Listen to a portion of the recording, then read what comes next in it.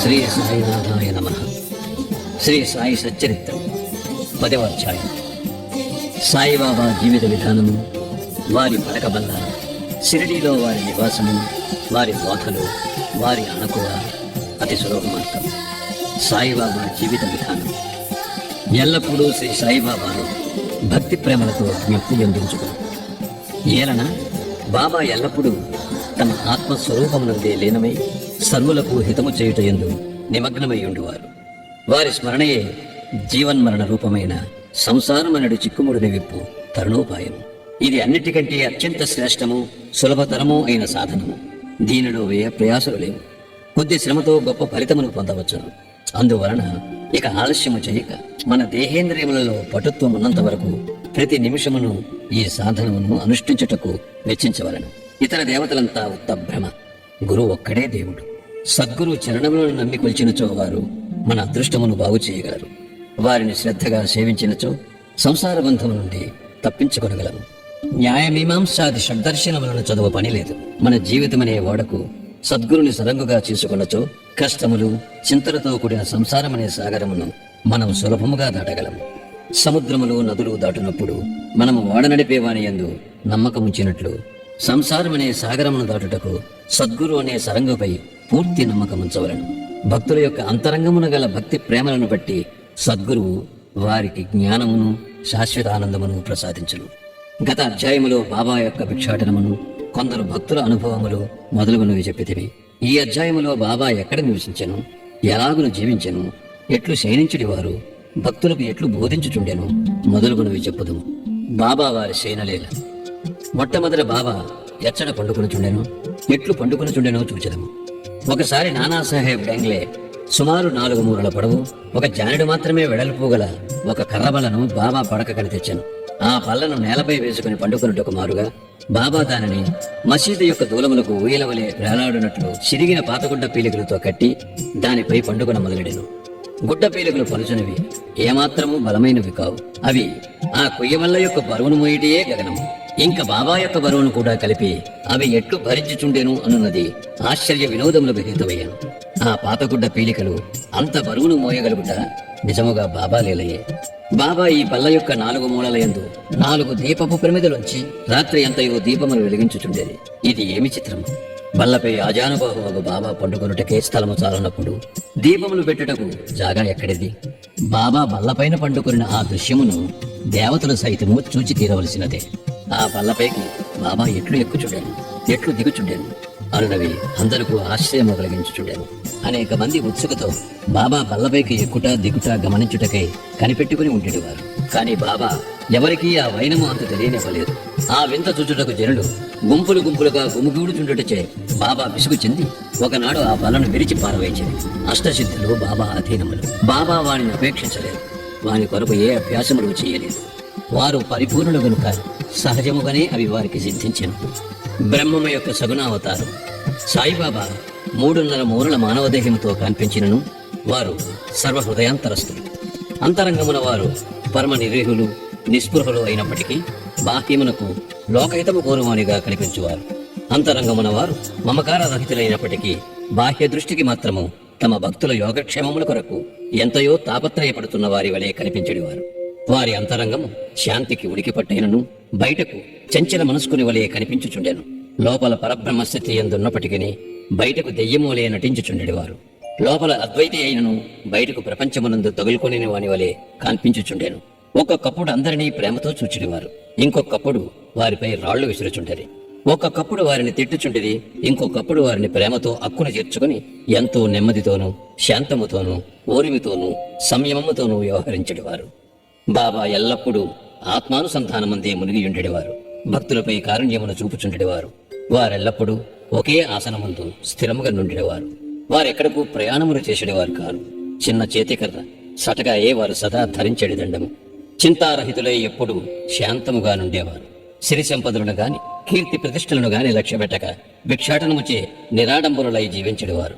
అట్టి పావన జీవనులు వారు ఎల్లప్పుడూ బాబా అల్లా మాలిక్, భగవంతుడే యజమాని అని అనేవారు. భక్తుల యందు అవిచ్ఛిన్నమైన పరిపూర్ణ ప్రేమానురాగాలను కలిగి ఉండేవారు. ఆత్మజ్ఞానమునకు ఆయన గని, దివ్యానందమునకు వారు ఉనికి పట్టు. సాయిబాబా యొక్క దివ్య స్వరూపము అట్టిది. ఆద్యంతములు లేనట్టిది, అక్షయమైనట్టిది, భేదరహితమైనట్టిది, విశ్వమంతయు నావరించినట్టిది అయిన ఆ పరబ్రహ్మ తత్వమే సాయిబాబాగా అవతరించినది. ఎంతో పుణ్యము చేసుకున్న అదృష్టవంతులు మాత్రమే ఆ నిధిని పొందగలిగారు, గ్రహించగలుగుతుండే. సాయిబాబా యొక్క నిజతత్వమును గ్రహించలేక వారిని ఒక సామాన్య మానవునిగా ఎంచిన వారు నిజముగా దురదృష్టవంతులు. షిరిడీలో బాబా నివాసము, వారి జన్మ తేదీ, బాబా యొక్క తల్లిదండ్రుల గురించి గాని వారి సరి అయిన జన్మ తేదీ గాని ఎవరికీ తెలియదు. వారు షిరిడీలో ఉండిన కాలాన్ని బట్టి దానిని సుమారుగా నిశ్చయింపవచ్చును. బాబా 16 ఏండ్ల ప్రాయమున షిరిడీ వచ్చి 3 సంవత్సరములు అచ్చట ఉండేది. హఠాత్తుగా అచ్చట నుండి అదృశ్యలై కొంతకాలము పిమ్మట నైజాము రాజ్యములోని ఔరంగాబాదుకు సమీపమును కనిపించేది. 20 సంవత్సరముల ప్రాయమున చాంద్ పాటిల్ పెండ్లు గుంపుతో షిరిడీ చేరేది. అప్పటి నుండి 60 సంవత్సరములు షిరిడీ వదలక అచ్చటనే ఉండి 1918వ సంవత్సరములో మహాసమాధి చెందేది. దీనిని బట్టి బాబా సుమారు 1838వ సంవత్సర ప్రాంతములందు జన్మించి ఎందురని భావింపవచ్చును. బాబా లక్ష్యము, వారి బోధలు. 17వ శతాబ్దములో రామదాసన యోగి పొంగవుడు 1608వ సంవత్సరము నుండి 81వ సంవత్సరం వరకు వర్ధిల్లెను. గోబ్రాహ్మణులను మహమ్మదీయుల నుండి రక్షించు లక్ష్యమును వారు చక్కగా నిర్వర్తించేది. వారు గతించిన 200 ఏండ్ల పిమ్మట హిందువులకు మహమ్మదీయులకు తిరిగి వైరము ప్రబలెను. వారి మధ్య సమైక్య భావమును నెలకొల్పుటకే సాయిబాబా అవతరించారు. ఎల్లప్పుడూ వారు చెప్పిడి హితవు, హిందువుల దైవమగు శ్రీరాముడును మహమ్మదీయుల దైవమగు రహీమును ఒక్కరే, వారిరువురి మధ్య ఏమీ భేదము లేదు. అట్లయినప్పుడు వారి భక్తులు వారిలో వారు కలహమాడుట ఎందులకు? ఓ అజ్ఞానులారా, చేతులు కలిపి 2 జాతులను కలిసిమెలిసి ఉంటుడు, బుద్ధితో ప్రవర్తింపుడు, జాతీయ ఐకమత్యమును సమకూర్చుడు. వివాదము వల్ల కాని ఘర్షణ వల్ల గాని ప్రయోజనము లేదు. అందుచే వివాదమును విడువుడు, ఇతరులతో పోటీ పడకుడు, మీ యొక్క వృత్తిని మేరును చూచుకొనుడు. భగవంతుడు మిమ్ము రక్షించుడు. యోగము, త్యాగము, తపస్సు, జ్ఞానము, మోక్షమునకు మార్గములు. వీరిలో ఏదైనా అవలంబించి మోక్షమును సంపాదించనిచో మీ జీవితము వ్యర్థము. ఎవరైనా మీకు కీడు చేసినచో ప్రత్యుపకారము చేయకడు. ఇతరుల కొరకు మీరేమైనా చేయగలిగినచో ఎల్లప్పుడూ మీరు మాత్రమే చేయుడు. సంగ్రహముగా ఇదే బాబా యొక్క ప్రబోధము. ఇది ఇహపర సాధనము. సాయిబాబా సద్గురు. గురువులమని చెప్పుకుని తిరుగువారు అనేకులు గలరు. వారు ఇంటింటికి తిరుగుచు వీణా చిరతలు చేత పట్టుకుని ఆధ్యాత్మిక ఆడంబరము చాటెదరు. శిష్యుల చెవులలో మంత్రములు నూది వారి నుండి ధనము లాగెదరు. పవిత్ర మార్గమును మతమును బోధించదమని చెప్పెదరు. కాని మతమనగానేమో వారికే తెలియదు. స్వయముగా వారు అపవిత్రులు. సాయిబాబా తన గొప్పతనం ఎన్నడను ప్రదర్శించవలనని అనుకునలేదు. వారికి దేహాభిమానము ఏమాత్రమూ లేకుండెను. కాని భక్తుల యందు మిక్కిలి ప్రేమ మాత్రము ఉండేది. నియత గురువులని అనియత గురువులని గురువులు 2 విధములు. నియత గురువులనగా నియమింపబడినవారు. అనియత గురువులనగా సమయానుకూలముగా వచ్చి ఏదైనా సలహానిచ్చి మన అంతరంగమునున్న సుగుణమును వృద్ధి చేసి మోక్ష మార్గము తొక్కునట్లు చేయువారు. నియత గురువుల సహవాసము నీవు నేనను ద్వంద్వభావమును పోగొట్టి అంతరంగమును యోగమును ప్రతిష్ఠించి తత్వమసి ఎగునట్లు చేయును. సర్వ విధముల ప్రపంచ జ్ఞానమును బోధించు గురువులు అనేకులు గలరు. కాని మనలను ఎవరైతే సహజ స్థితి యందు నిలిచినట్లు చేసి మనలను ప్రపంచపు ఉనికికి అతీతముగా తీసుకుని పోయేదరో వారే సద్గురువులు. సాయిబాబా అట్టి సద్గురువు. వారి మహిమ వర్ణనాతీతము. ఎవరైనా వారిని దర్శించినచో బాబా వారి యొక్క భూత భవిష్యత్ వర్తమానములన్నిటినీ చెప్పువారు. ప్రతి జీవియందు బాబా దైవత్వమును చూచేవారు. స్నేహితులు విరోధులు వారికి సమానులే. నిరభిమానము సమత్వము వారిలో మూర్తిభవించినవి. వారు దుర్మార్గుల అవసరమును కూడా తీర్చెడేవారు. కలిమిలేములు వారికి సమానము. మానవ దేహముతో సంచరించినప్పటికీ వారికి గృహదేహాదుల యందు అభిమానము లేకుండాను. శరీరధారుల వలె కనిపించినను వారు నిజమునకు నిశ్శరీరులు, జీవన్ముక్తులు. బాబాను భగవానుని వలె పూజించిన షిరిడీ ప్రజలు పుణ్యాత్ములు. ఏది తినుచున్నను త్రాగుచున్నను తమ దొడ్లలోనూ పొలములలోనూ పని చేసుకునుచున్నను వారెల్లప్పుడూ సాయిని జ్ఞప్తి అందుంచుకుని సాయి మహిమను కీర్తించుచుండేవారు. సాయి తప్ప ఇంకొక దైవమును వారి ఎరిగి ఉండలేరు. షిరిడీ స్త్రీల ప్రేమను, భక్తిని, దాని మాధుర్యమును వర్ణించుటకు మాటలు చాలవు. వారు పామరులైనప్పటికీ వారికున్న స్వల్ప భాషా జ్ఞానముతోనే ప్రేమతో బాబాపై పాటలను కూర్చుకొని పాడుకునిచుండేది. వారికి అక్షర జ్ఞానం శూన్యమైనప్పటికీ వారి పాటలలో నిజమైన కవిత్వం కానవచ్చును. యథార్థమైన కవిత్వము పాండిత్యము వల్ల రాదు, అది అసలైన ప్రేమ వలన వెలువడను. కవిత్వము స్వచ్ఛమైన ప్రేమభావము నుండి వెలువడను. అటువంటి సిసలైన కవిత్వాన్ని విభుతులైన శ్రోతలు ఆస్వాదించగలరు. ఈ పల్లె పదాలనేవి సేకరింపదగినవి. సాయి అనుగ్రహం ఉంటే ఏ భక్తుడైనా వీరిని సాయిలీల పత్రికలోనూ లేదా పుస్తక రూపంలోనూ ప్రకటించిన ఎంతయో బాగుండును. బాబా వారి అనుకవ భగవంతుని గారు లక్షణములు గలవు. కీర్తి, ధనము, అభిమానము లేకుండుట, జ్ఞానము, మహిమ, ఔదార్యము, ఈ గుణములన్నీ బాబాలో ఉండెను.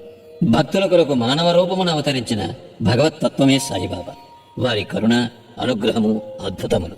వారే కరుణతో భక్తులను తమ వద్దకు చేర్చుకొనకుండిన వారి మహత్యమును తెలుసుకొనగల శక్తి ఎవరికి గలదు? భక్తుల కొరకు బాబా నోట వెలువడిన పలుకులు పలుకుటకు సరస్వతీదేవి కూడా వెలుగు చెందును. ఒక ఉదాహరణ, బాబా మిక్కిలి అనుకువతో ఇట్లా నడివారు: బానిసలకు బానిసలకు నేను మీకు రుణగ్రస్తుడను. మీ దర్శనముచే నేను తృప్తుడనైతిని. మీ పాదములు దర్శించుట నా భాగ్యము. మీ అశుద్ధములో నేనొక పురుగును. అట్లగుటి వలన నేను ధన్యుడను. ఏమి వారి అనుకో. బాబా యొక్క ఈ వాక్యములను ప్రచురించడం ద్వారా బాబాను కించపరిచితని ఎవరైనా అనినచో ఈయన అపరాధములకు బాబాను క్షమాపణ కోరెదను. తత్పాప పరిహారార్థమే బాబా నామజపము చేసేదను. బాహ్య దృష్టికి బాబా ఇంద్రియ విషయములను అనుభవించు అని వలె కనపట్టినను ఇంద్రియానుభూతులలో వారికి ఏమాత్రం అభిరుచి ఉండేది కాదు. ఇంద్రియానుభవముల స్పృహయే వారికి లేకుండెను. వారు భుజించినప్పటికీ దేని యందు వారికి రుచి ఉండేది కాదు. వారు ప్రపంచమును చూచుచున్నట్లు కనిపించినను వారికి దాని యందు ఏమాత్రము ఆసక్తి లేకుండెను. కామమన్నచో వారు హనుమంతుని వలె అస్కలిత బ్రహ్మచారులు. వారికి దేని యందు మమకారము లేకుండెను. వారు శుద్ధ చైతన్య స్వరూపులు. కోరికలు, కోపము మొదలగు భావ వికారములు శాంతించి స్వాస్థ్యము చెందడి విశ్రాంతి ధామము. వేయేల వారు విరాగులు, ముక్తులు, పరిపూర్ణులు. దీనిని వివరించుటకొక ఉదాహరణ. నానావలి షిరిడీలో విచిత్ర పురుషుడొకడుండెను. అతని పేరు నానావలి.